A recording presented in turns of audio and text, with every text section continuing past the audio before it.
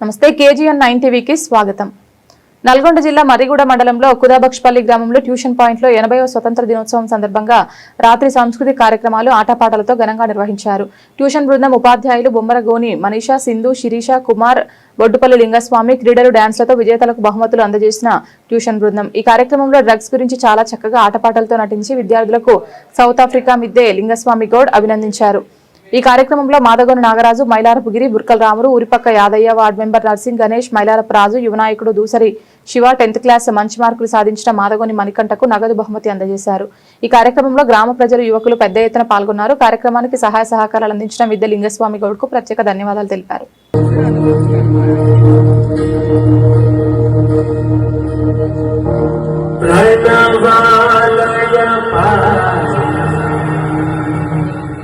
పరిపాలయ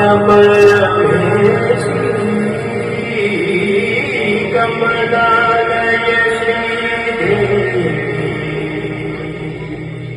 కురిపించవే కరుణా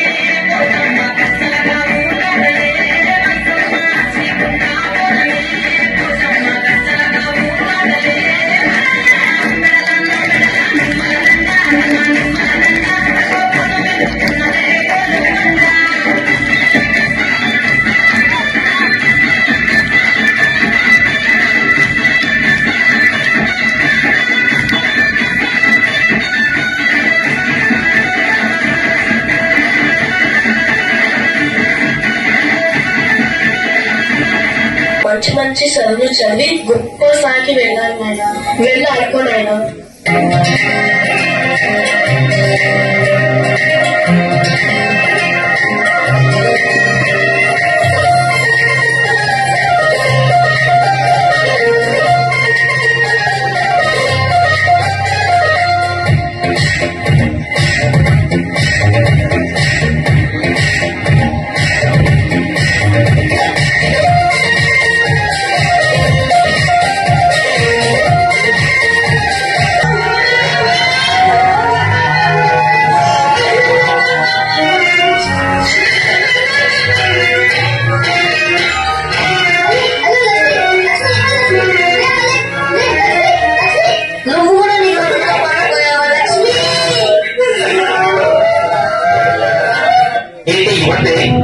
రేపటి కవిత రేపటి తరాన్ని చక్కదిద్దుకునే కవిత నేర్చుకోండి.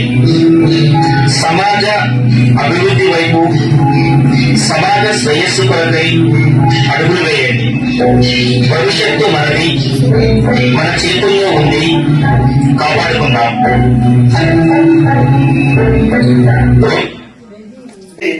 వారే పాలించారు. 1600 సంవత్సరం నుంచి భారతదేశానికి వచ్చిన తర్వాత 1857 సంవత్సరంలో భారతదేశాన్ని పూర్తిగా వారి ఆధీనంలోకి తీసుకొని ఈ దేశాన్ని పాలించడం జరిగింది. ఆ సమయంలో మంగల్ పాండే అనే వ్యక్తి బ్రిటిష్ పాలన పైన తిరుగుబాటు చేసి బ్రిటిష్ వారి పైన ఎన్నో ఉద్యమాలు చేయడం జరిగింది.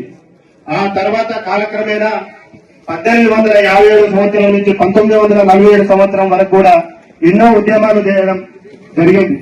ఆ క్రమంలో ఒక మహాత్మా గాంధీ కావచ్చు, ఒక అల్లూరి సీతారామరాజు కావచ్చు, ఓ భగత్ సింగ్ కావచ్చు, ఓ కొమరం భీమ్ కావచ్చు, ఒక మంగల్ పాండే కావచ్చు, వీరందరూ కూడా భారతదేశానికి స్వాతంత్రం రావాలి, ఈ బ్రిటిష్ పాలన నుండి విముక్తి కలగాలి అని చెప్పేసి ఎన్నో పోరాటాలు చేసిరు, ఎన్నో ప్రాణ త్యాగాలు చేసిరు.